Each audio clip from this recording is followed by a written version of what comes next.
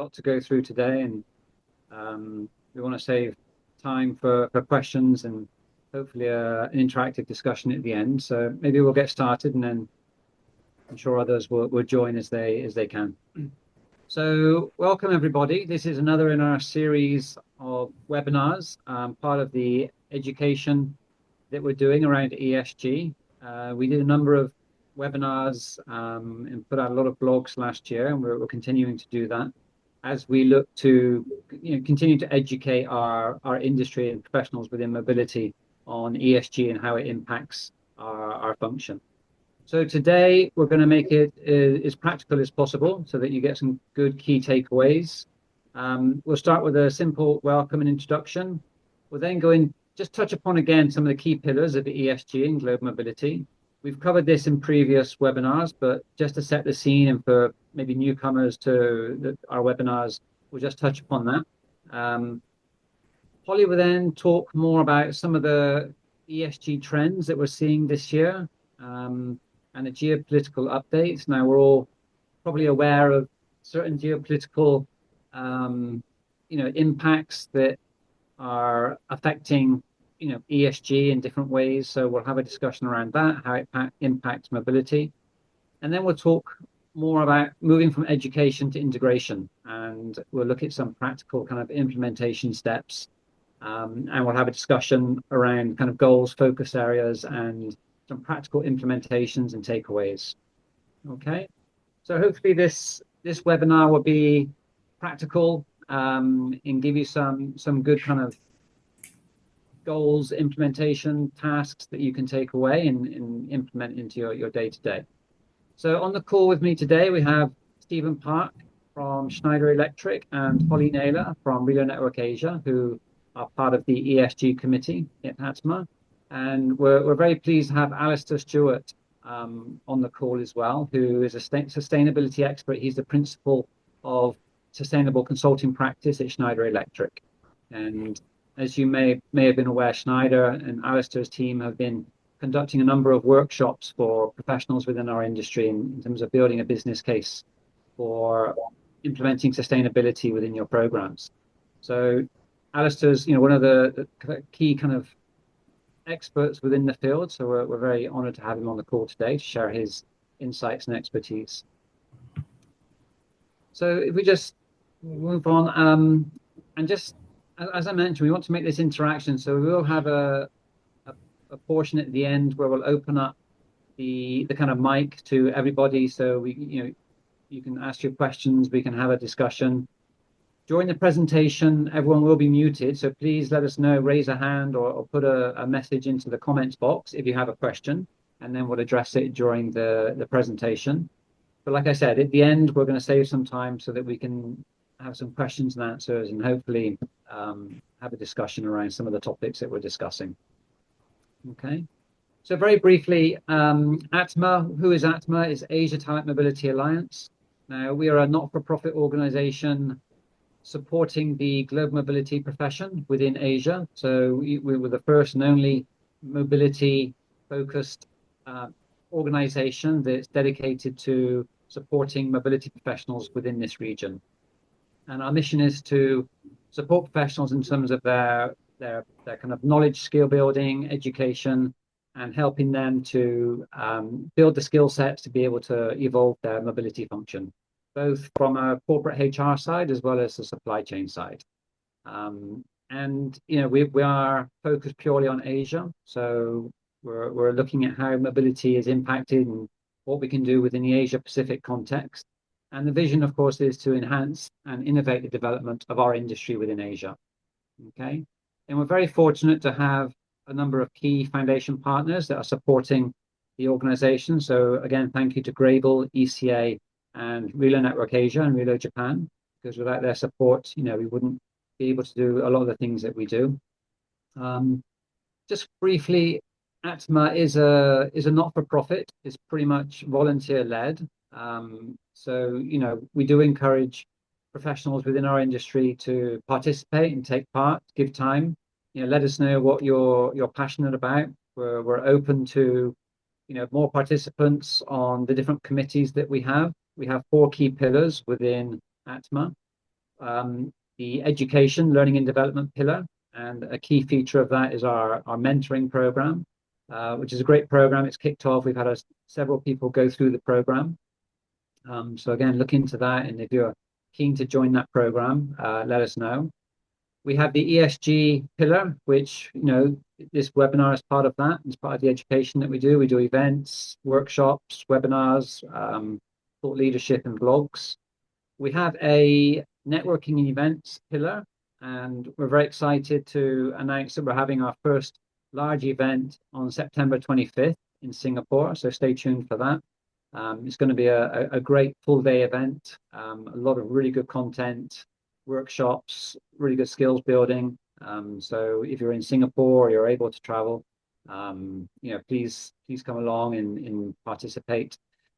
We are also looking to stream it for people throughout Asia that aren't able to make it in person. And then the final pillar we have is advocacy. So again, we're looking for members within our community to help us build that pillar and really advocate for talent mobility within the region, and especially with governments and setting policy and compliance. Okay, so we move to the next slide. So before we start, I just wanted to run a quick poll, and you can scan the QR code there, which is a Slido poll. So the question is, which ESG issues do you see to be growing in importance from your professional perspective? So you can just write words here, and we'll do a quick kind of word poll. So just scan that QR code, put in whatever words come to your mind in terms of the ESG issues that are of growing importance, and we're just going to have a quick look at the results, and have a discussion around that. So take a moment, just scan that QR code, and then just put in whatever word or term comes to mind, and then I'll ask Holly to switch to the Slido screen so we can see the results. Yeah, so I'm not surprised to see reporting, and well, there's a general theme there. Yeah, reporting, tracking, data gathering is all focused around legislation, and we'll be touching upon some of the reporting requirements and regulation that's coming into place within Asia. So that's going to add additional kind of importance to companies reporting on CO2 emissions and so on. Equality, yeah, we're going to be talking about DE&I and some of the geopolitical kind of influences around that. Strategy, yeah, we're going to talk about strategy during the call. The compliance record, yeah, this is good. Resilience, yeah, there's definitely a need for resilience within our industry, and we'll be talking about some of the risks in terms of the governance risks, especially with some of the recent trends that we're seeing around AI and reporting and data. So you see that reporting is one of the key kind of issues that's coming up. So we're gonna touch upon that as well. Okay, cool. Okay, thanks for that. That's good interaction, and we'll be doing another survey later, and obviously we want to make this as interactive as possible. So I'll pass over now to Holly, who's going to go into a bit more depth into some of the content and starting off with the key pillars in ESG. So Holly, I'll pass it over to you. Thank you, Sean, and thank you everyone for joining us this afternoon. This first slide is really just a recap of what some of the key pillars are in ESG and global mobility. So what are some of the key themes and some of the key actions that our respective companies are working on across the industry? So looking at the environmental pillar, first of all, carbon footprinting is a topic that comes up over and over again. There are some interesting developments in this space on an industry-wide basis. So, for example, the FIDI carbon calculator that's been in the works for the past year has just been launched in the past month. So that's an interesting standpoint when we consider industry benchmarking. Until now, companies have had no standardized tool available. Some companies have done their own calculation, others have worked with third-party providers, and others haven't been able to do anything at all due to resource or financial constraints. So there is some changes happening there. Still in the environmental theme, there are some other popular activities that companies are looking at. So office greening is an obvious one, looking at things like waste in the office and reducing the amount of plastic we consume and minimizing paper as well. Supply chain sustainability is something that a lot of companies are very focused on. So there are some very obvious examples out there, like the chocolate industry, where they are looking through their supply chain to be more ethical and responsible. But that can sometimes be more challenging and less obvious when we're service-based. So in the mobility industry, for example, when we look at all the locations that we operate in, let's think about what our supply chain looks like. For example, who are the people who are driving our cars? Where does the waste end up when an assignee moves out of a property? They're the types of things that we need to be more focused on. Companies are also looking at developing environmental policies, not just from the standpoint of completing EcoVadis, but from a more holistic perspective. And then finally, back to the carbon footprinting. How can companies make a more positive impact in reducing their Scope 2 emissions? That's their purchased electricity for running their office, for example, and Scope 3 emissions, which are their emissions for all their other activities like employee commuting or business travel.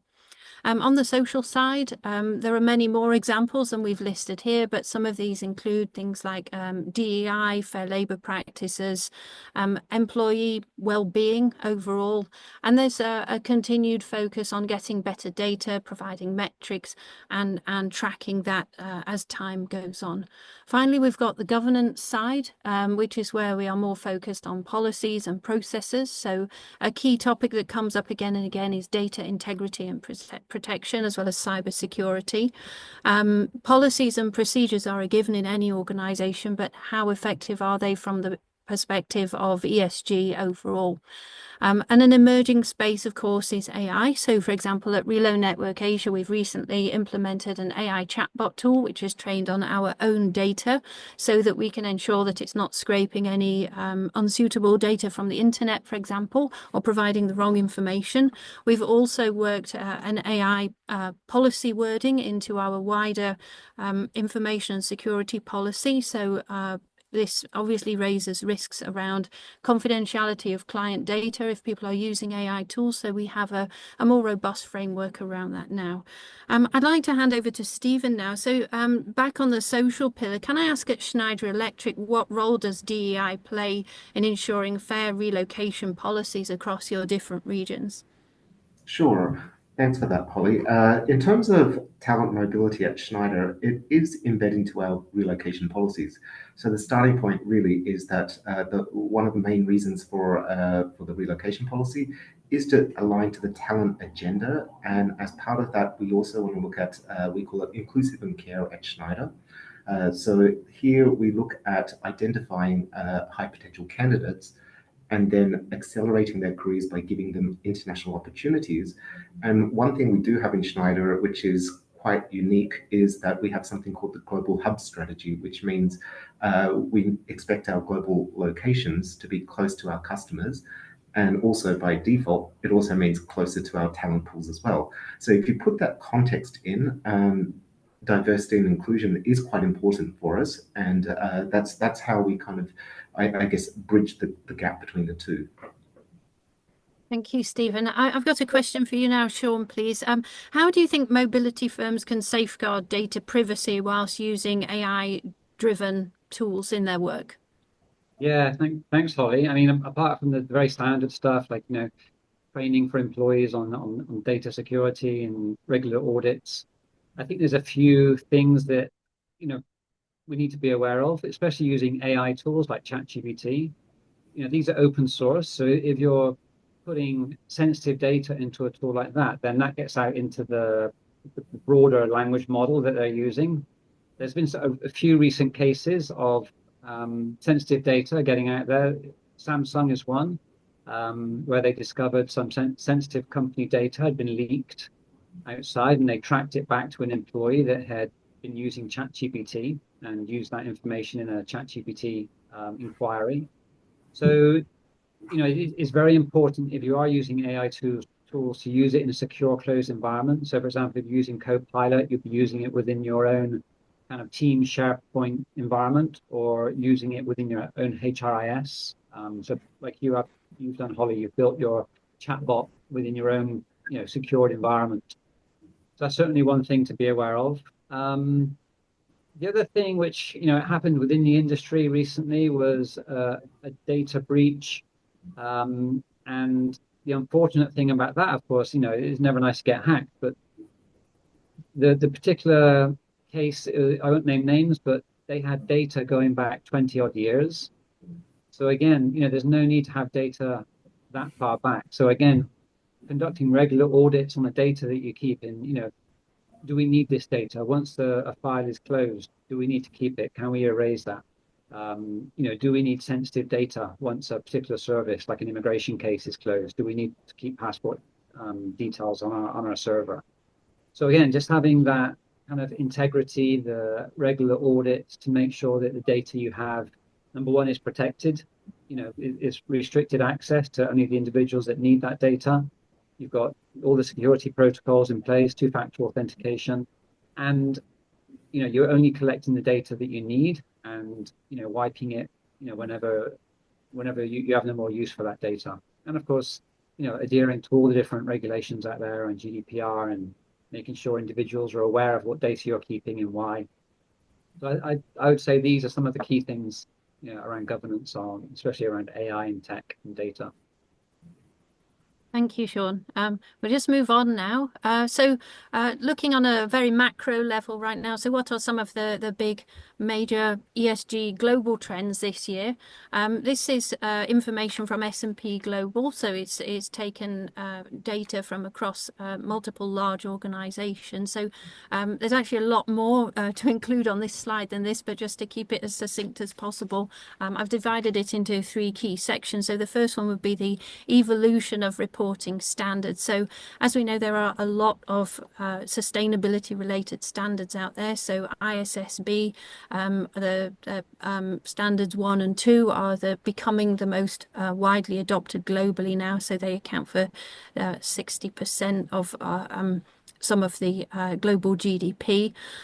Some companies are reporting what we call standard fatigue because there are simply so many standards out there to follow. So for larger organizations, they have to adhere to some of the European frameworks, such as CSRD. There's, of course, GHG protocol, which relates to carbon footprinting. There's TCFD and many more out there. There's also a lot of uncertainty. We'll touch on this topic later on, but there's some slimming down of some of the standards in Europe through the new omnibus strategy, and there are some changes in the US as well. A next topic that we touched on in the Slido poll as well is data gathering. So ESG data is becoming critical for all organizations, not just having data, but the right data, and the quality of data is very important, not just from a reporting perspective, but from a risk management and investment perspective as well. Companies, particularly larger companies, are becoming very focused on having the right experts working on that data. So accountants are an obvious choice to work on data controls and that type of skill set. In the investment space, institutional investors are requiring better and better data and standardized data sets as well. So off the back of that, what we're seeing is there are a lot of companies out there offering different types of data and reporting tools. So another issue adding on to that is that companies are fatigued by simply the number of consultants and tools out there and knowing which is the best one to select.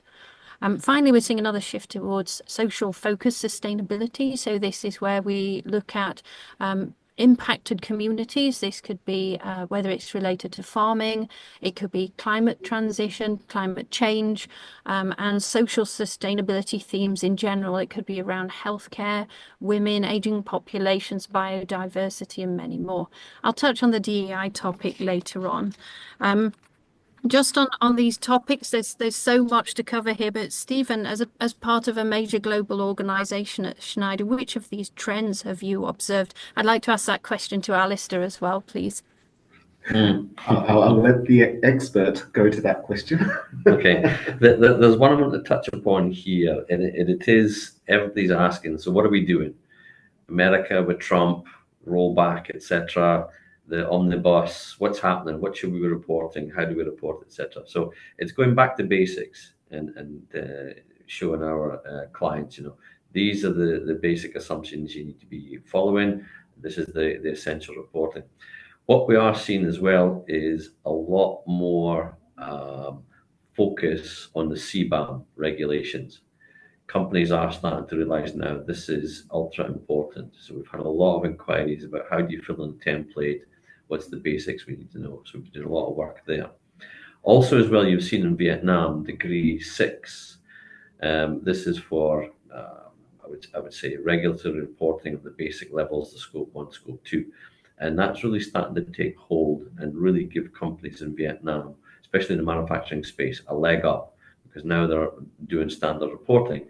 They can build all that into the CBAM, so it's making them a lot easier to be export friendly. So those are kind of the main themes we're seeing at the moment. But I think it's just the whole confusion that's going around is not helping. And then as soon as we start to see everybody start to drop out, the banks from G France, etc., others saying, if America doesn't have policy, then why should the rest of us have it, etc. So it's just not a good time for the whole ESG reporting at the moment. Thank you, Alistair. Okay, let's move on now to zoom in really on Asia a bit more. So what are some of the key trends that are happening across Asia this year? There's a huge amount we could cover here, but to touch on these 5 topics very briefly. So geopolitical risk is something that we touch upon again and again. There's obviously Trump's influence. There was a lot of discussions around COP29 in Azerbaijan last year, the sponsorship of oil companies at major sustainability related events and initiatives. There's increasing economic uncertainty as well across the region. So how does this relate to us in our industry then? So sustainable relocation strategies, balancing costs and compliance all feed into this topic. And we touched on ISSB very briefly just now. So again, this confusion around reporting, and particularly for smaller companies as well. For larger companies, there may be jurisdictional requirements at the country level, but for smaller companies where there are no requirements who want to do more, is very confusing, and having the bandwidth and knowing which tools and which reporting frameworks to adopt can be very challenging. Greenwashing is a particular issue, I think, in Asia. This is a topic I've studied extensively, and although there's a lot of legislation for example, in Singapore and Japan in the financial space, there is very little protection for consumers across Asia. So in Singapore, for example, there's no law against greenwashing. It's written into consumer protection laws, but it's not strong enough. There have only been 2 advertisements which have been banned in Singapore for greenwashing. Wider across the region, only South Korea has a fine imposed for greenwashing, but it's the equivalent of around $3,000. So it's not really enough of a deterrent. So involving legislation is something that we may see in this space. Nature finance is something that we may see come to the fore during this year. So biodiversity is becoming a key topic globally. So urban green spaces, carbon conscious real estate are areas that we may see growth in. And then finally is the continued expansion of the ESG ecosystem. So this is something that is not a trend. It's not a fad that's just passing by and we move on to the next thing. ESG is something that's here to stay. The climate crisis and all the other issues we face are very real. So we can expect to see more policies and more impact in the mobility space as well. So, Sean, can I ask you what trends have you observed in Asia recently, and why is that? Yeah, I mean, you talk about geopolitics, and we're definitely seeing a rollback on some DE&I programs, especially out of the US. And I think that's driven by some of the litigation or threat of, pullback from government contracts. So, and we're seeing that not just in US companies, but also European and other companies as well, that maybe are being less vocal or less public around their DE&I programs, or maybe relabeling it. But we know, from the research that companies with strong DE&I programs in place are generally more successful. So I don't think it would go away. I just think there'll be less, prominence maybe, or less kind of public attention to these programs. The other thing, as you mentioned, Holly, I mean, we've got all these regulations, and Alistair touched upon it, in reporting requirements coming on board in Asia. So that we may have geopolitical kind of influences, but companies in Asia are still going through with their reporting requirements. So companies will need to start tracking scope 1, 2, and eventually scope 3 emissions. So companies need to be ready for that. And we've seen from some of the corporate clients, their RFPs, there is a demand for ESG ESG focused providers. So having that kind of ESG strategy in place for service providers will give you that competitive edge. And even though the focus may be a little bit diverted right now, it will come back, especially as we reach some of the more key kind of reporting milestones over the next few years. So I would say, although there's other kind of influences, you should still keep the course. And the industry is also supporting. You've got the FEED carbon tracking tool that will help a lot of companies in terms of getting their data and reporting in place. And even through the workshops we've done with Alistair's team, helping companies understand how they can start that journey in terms of building that strategy and starting to collect the data. So again, there's still a lot of important work to be done. There's resources and tools out there that can help. So continue to kind of reach out to us and Alice's team, who are willing to be able to provide help. Thank you, Sean. So we've looked at the global level, the Asia level. So let's now zoom in on global mobility as an industry. So what's happening in the industry this year in the ESG space? So this is written by me from a DSP perspective. So I will ask anyone who'd like to comment on this from their perspectives in the call to please raise your hand if you have any comments this as well. I would say one continuing trend throughout this year is EcoVadis. So this is one of the major benchmarks that we have in the industry at the moment. We'll touch more on EcoVadis later on. ESG components in RFPs are becoming commonplace. Speaking to RMCs, a number of them have mentioned that they can't get through RFPs these days unless they have an ESG included in there. We're seeing a lot of corporate and RMC ESG questionnaires, and there's also a requirement for reducing high emission services, things like look-see trips, business class flights and shipping. We also have this declining focus on DEI globally, which we're going to have a closer look on. So I'd like to ask Stephen and Alistair, in terms of your mobility policies at Schneider Electric, what are some of the trends that you are observing this year, and what are the things that you are requiring from the companies that you work with in this space? Well, I'll maybe touch on the first part. Because we did the assessment on behalf of your team, we've now got the hotspot analysis of where the carbon emissions are. So I think we've enabled your team, Stephen, to really say, okay, those are the main top 3, 4, 5 areas where we need to focus on. Correct. Thanks for that. And that touches in with EcoVadis as well. So for us, we do work with our procurement team very closely to make sure that all these ESG components are taken into consideration in a holistic way. And then once we have our global vendors, we keep on working with them to make sure that the EcoVadis scores are improved. If they do drop, then that there are some serious questions asked. And what we want to do, because sustainability is so important to us, is that we will work with our global vendors to make sure that they're on the right path as well, and we share our knowledge. Thank you. Okay, so let's have a closer look now at EcoVadis, because this is a recurring theme across our industry, because it really does provide us with a very trusted sustainability rating that has some level of comparability across the industry as well. So it really gives us a benchmark, and then when working with other companies, it's something that we can all recognize and understand.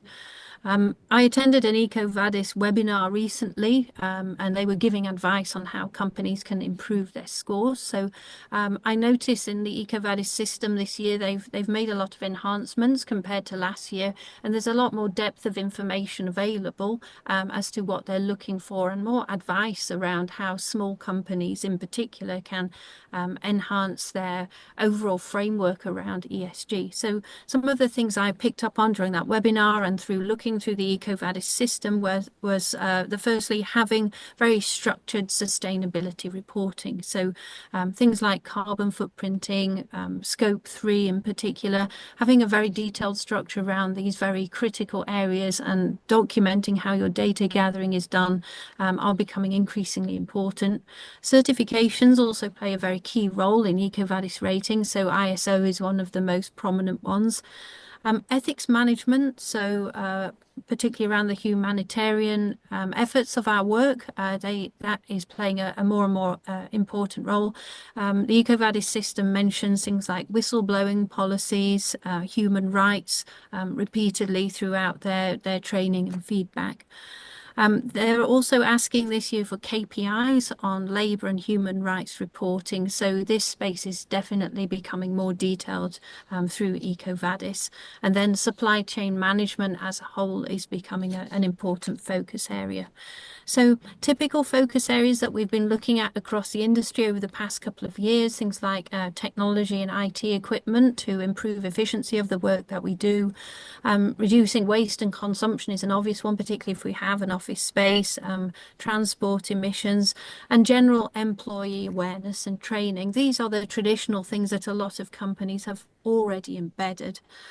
So what can we do to move forward now, and how can we really step up our efforts in 2025? So Stephen, can I ask you again, please, how important do you think EcoVadis is when you are selecting vendors at Schneider Electric? Definitely important. It's not the only measure we have.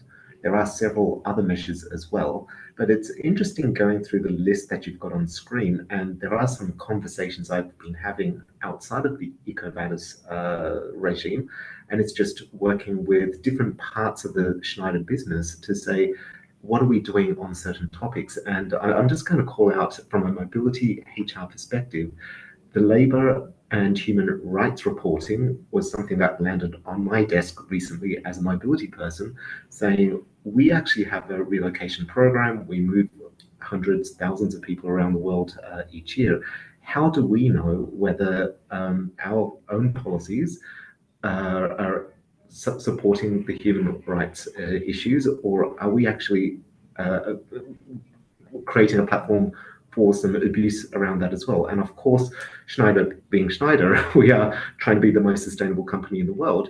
It gave me one of those moments of, actually, we need to look into this. So the EcoVadis really, it does come up with a holistic score, and I think Alistair could probably talk more about how this is working in terms of other organizations as well. Yeah, one thing I want to zoom in on is what you said earlier, Holly, about small companies. They really are integral to the whole supply chain, and it's making it simpler for them to do basic reporting is so conscious in EcoVadis. So supply chain management really is getting focused now that it's always needed, and we see that coming through. So more and more we say to small customers, say, look, have you even considered EcoVadis? It's simple. Don't think it's a great worry that you must take on. It's a step-by-step approach. Once you get it, then a lot of your principals in the value chain will welcome you. Even reach out to some of the larger organizations in your value chain, because they are equally embedded in supporting the EcoVadis and will help the smaller companies, and what we've seen as well. Thank you. I'd like to jump now onto the next slide and ask our audience, please, to scan the QR code. So we're going to do a quick poll now. This is completely anonymous. So I'd like to ask everyone, how important is EcoVadis certification when you are selecting vendors in your own company's supply chain? So it could be anything from temp accommodation bookings to transport or anything else. How important are EcoVadis ratings to you? So while everyone's scanning that and inputting their preferred option, I'm just going to move over to the Slido website again. What's interesting, it's very important to most companies, but only a must-have to one. And to some companies, it makes no difference. That's very interesting. Oh, it's changing again. That's interesting. So it's only a must-have probably to one or two participants. So I'll keep a record of this poll, and it would be interesting to run this again in a year's time. Okay. Okay, I think we'll close this slide then. So it's a must-have just for a handful of our participants today then. That's very interesting. Okay, so let's move back into the slides. And we're going to look now at the ESG component in RFPs.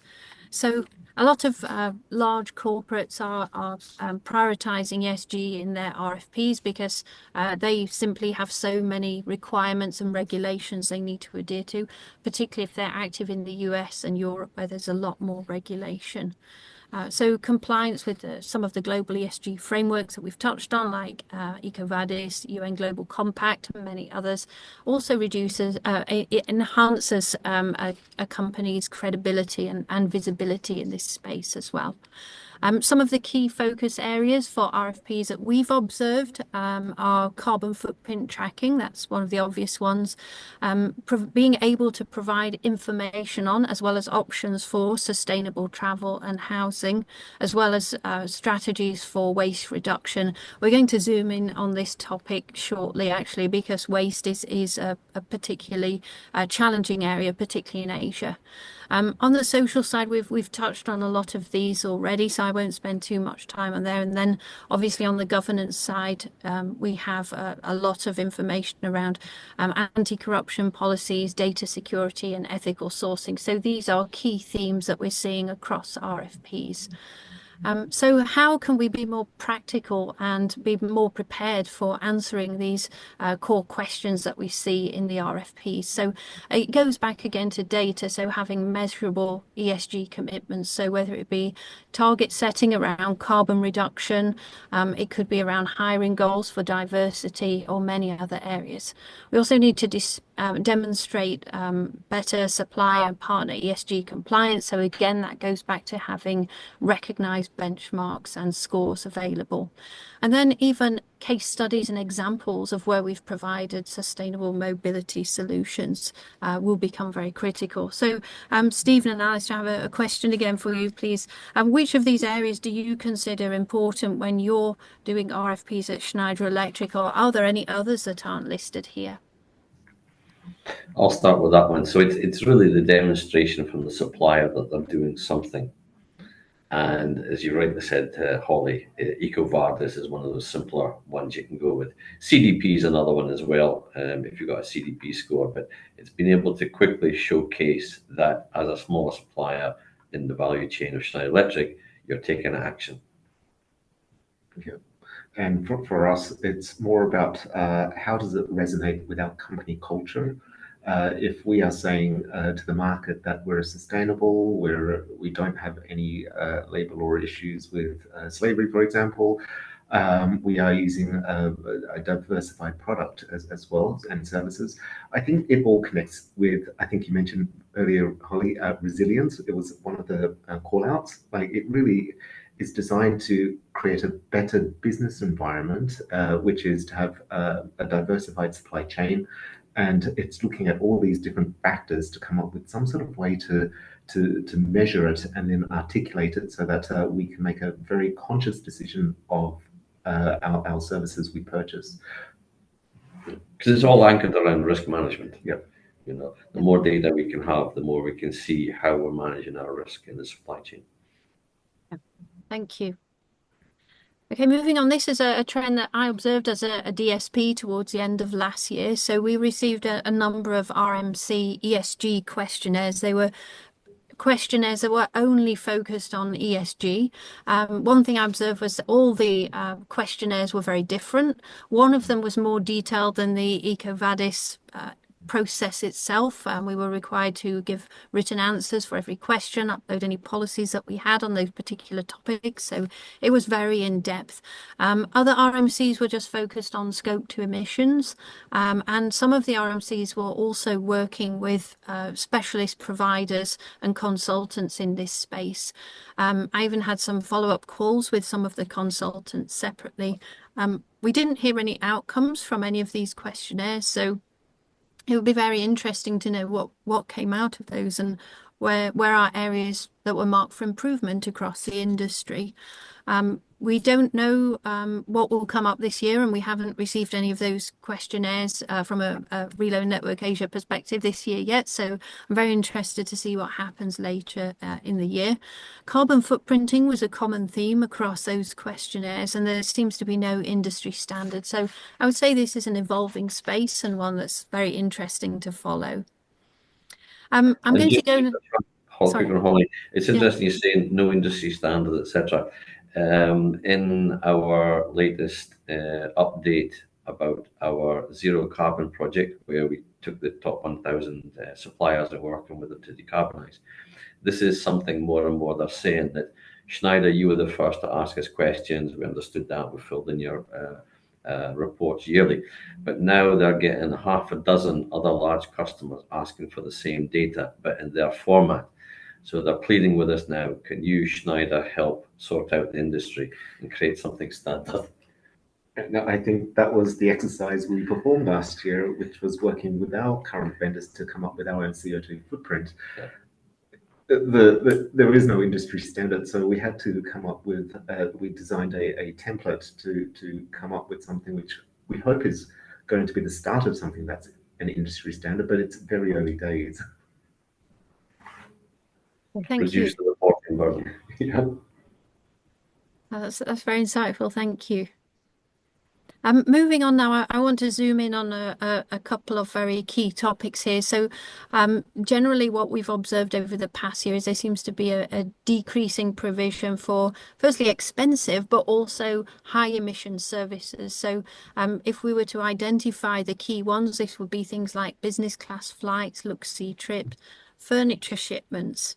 And then secondary to those would be things like greener temporary accommodation providers. And then an emerging topic would be concern over departures and furniture disposal. I want to just zoom in on the topic of waste for a moment. Firstly, talking about furniture shipments, we know this is a very costly process, and it can also lead to delays in assignments as well when shipments don't arrive on time. I did some research on this last year for one of our ATMA blog posts, and one of the facts that really astonished me was that 75% of furniture that is shipped is actually IKEA furniture, which often ends up in landfill or thrown away somewhere after 3 or 4 years. That was something that surprised me. I know it's very difficult to get an accurate figure, but I verified this with a few sources. So that leads us to think about what are better solutions for furniture. Could it be furniture rental? Could it be buying furniture on site? And then I think a key question from there is what happens to this furniture when the assignee moves out and goes to another country? In Singapore, we have quite a sophisticated list of places where we can dispose of things. Charities are an obvious one, but charities these days are inundated with donations, and they're actually now quite selective about what they take. And bulky items, as we know, can be quite costly to get rid of. Just to really focus on why this topic's so important is that apart from Singapore, elsewhere across Asia, there is a massive problem of landfill. So we have countries like Indonesia and Malaysia that are struggling under the weight of years of imported plastic waste from Western countries, and that is still going on today. In this photo here, this is the Bantar Gebang landfill. It's just outside Jakarta. This is the biggest landfill in Southeast Asia. There are 3,000 people living in this landfill, and people often die from the rubbish actually falling on them, and people make a meager living by finding pieces of waste that they can throw away. An upcoming thing for Asia over the next few years is going to be e-waste. There is very limited circularity in some countries at the moment, particularly those which are still developing their waste management infrastructure.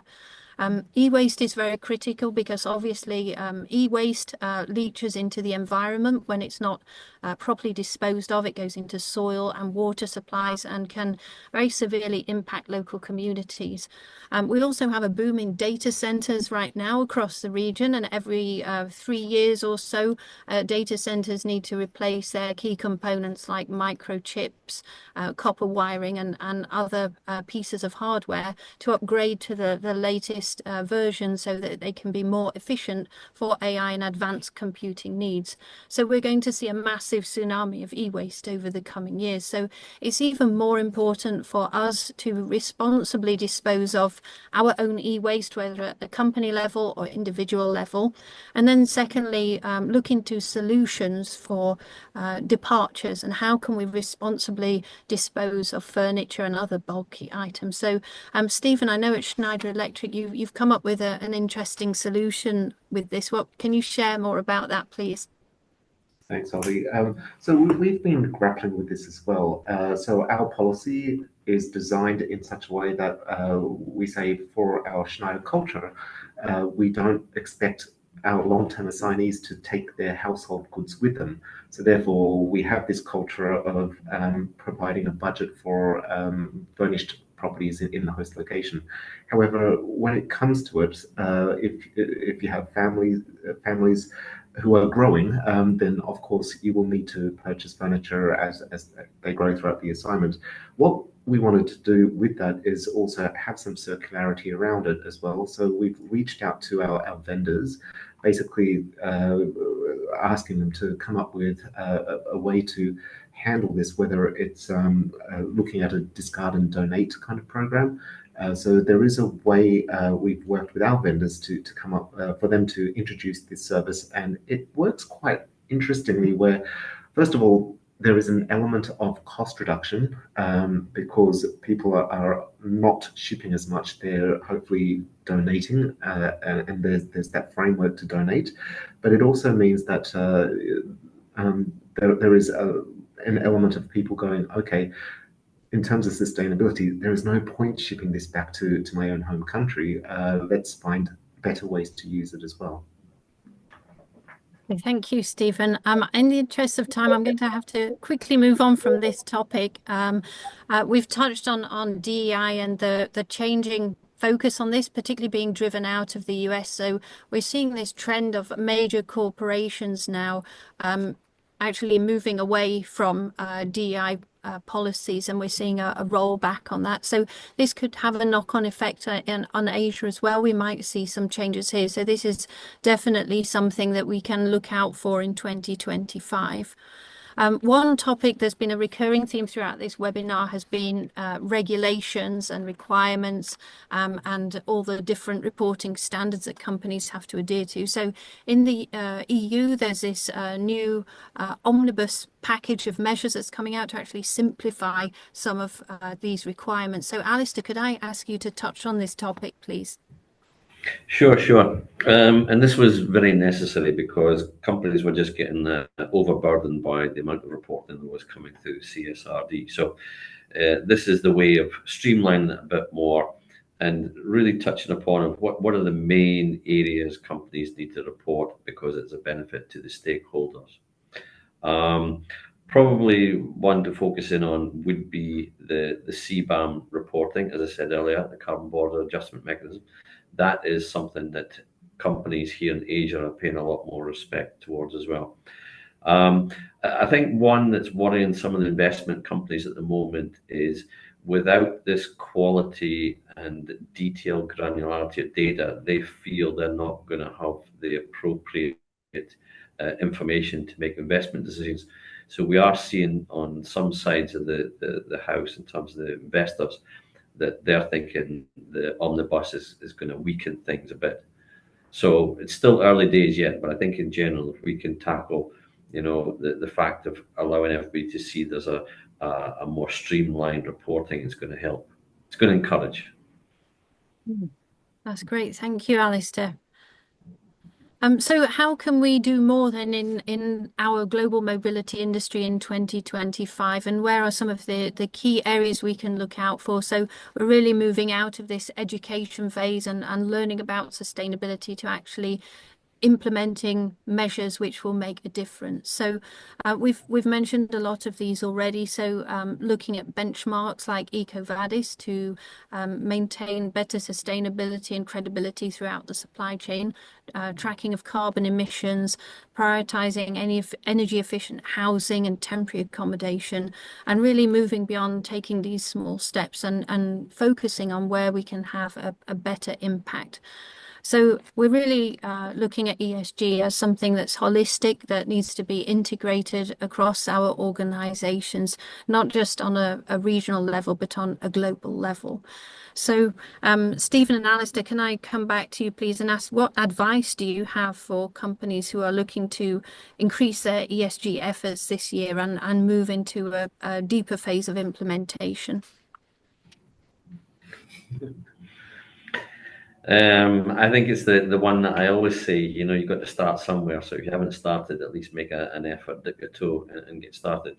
For companies that are more mature at the moment, it's definitely looking at the quality of your reporting to make sure that it is of a level of integrity that you're not going to get greenwashing. Because I think we are going to see more cases coming through in the future. And then probably the next one would be, everybody talks about the scope 3. So again, it's everybody's got to publicize, share more data, and I think it comes back to standardization. If we as Schneider Electric can set some of the standards for the industry, then it will help everybody move along. Great. And from my perspective, the relocation part really touches on that talent aspect.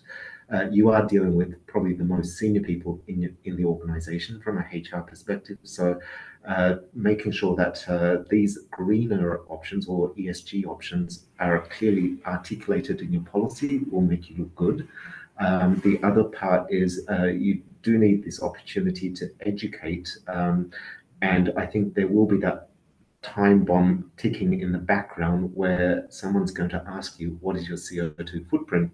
Because you are, I'd say, a relatively small part of the organization's CO2 footprint, but you are dealing with most senior people, that question will come. And if we're providing that much pressure on our suppliers to come up with these solutions, from a HR perspective, I think you have to ask the same question. For example, if you're providing transport allowances or a car fleet to your employees as a benefit, are you switching that to electric vehicles? If not, when's that time going to happen? So I think we're all just waiting for some more developments around this. I'd rather be pulled into it than pushed into it. Thank you. We're almost out of time, but we have a very interesting case study from Schneider Electric. So, Stephen, could I ask you to just briefly share about this case study? Great. So last year we embarked on the journey with Alistair's team. We had that question, what is our mobility CO2 footprint? And throughout that, we did go through quite a painful exercise of looking at all the data from all our different vendors and also internally as well. And what I think we were talking about earlier in this webinar was all about data gathering.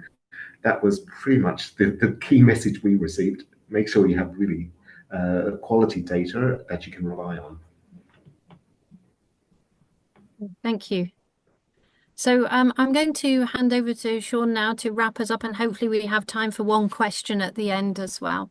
Yeah, I'll wrap through this pretty quick because I think we've covered a lot of these areas already on the call. But just very quickly, some of the kind of focus areas and implementation takeaways. So setting your goals, obviously reducing the carbon footprint, looking at ESG compliance across the supply chain. So if you're in a corporate role, looking at your supply chain, but also with service providers, within your own business lines, are your providers, matching up to your ESG kind of goals, and then transparency in data.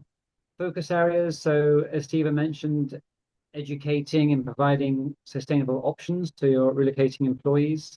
Focus on labor practices. And we've already discussed the supply chain. In terms of practical implementation, So as Alistair said, start somewhere, start putting an ESG kind of strategy in place and integrating it into your mobility policy. Establish some benchmarks. So start looking and tracking your data, set benchmarks so that you can then set goals for reductions.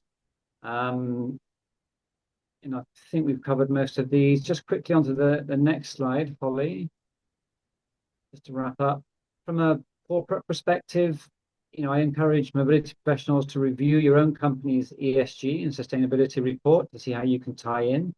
And you can start obviously tracking and measuring, just as Stephen's team has done, at Schneider. Important to develop a roadmap and, start small, but then at least have that roadmap so you can track your milestones and progress. Always helpful to identify a key stakeholder, sustainability stakeholders within your organization. So that's, sustainability officer, DE&I, might be legal, finance, and start working with them so that you can tap into the broader ESG goals. Identify a sustainability champion on the team, someone who's passionate about this, so they can, lead the efforts. And, we touched upon reviewing your existing policies, providing more sustainable options, looking at the supply chain in terms of, big carbon emission events like, household goods moves, flights, looking at vendors, do we have sustainability options in temp housing and so on. Okay. So I think we've kind of run over time a little bit, but if people are willing to hang on, we can open it up to questions. And as I mentioned earlier on, we are volunteer led. So if anybody is interested to join the committee and help us, we're always looking for additional volunteers. So please reach out to us. And we will be conducting more workshops in the future. We're planning one for the service providers. We've done a couple now for the corporate side, but we want to also provide the education opportunities for service providers as well. So keep an eye out for that. And yeah, I think, one last call out for questions. Otherwise, we will have a recording of this presentation available after the call. Give us a couple of days and you'll get a link to that, along with all the other resources and webinars and blogs that we've done. You can find them on the ATMA website. It's member only access, so please join us as a member and get involved in what we're doing as a community. And like I said, we've got the exciting event coming up in September as well. So I think we'll close it off. Holly, thank you so much. And yeah, until next time. Thank you, everyone.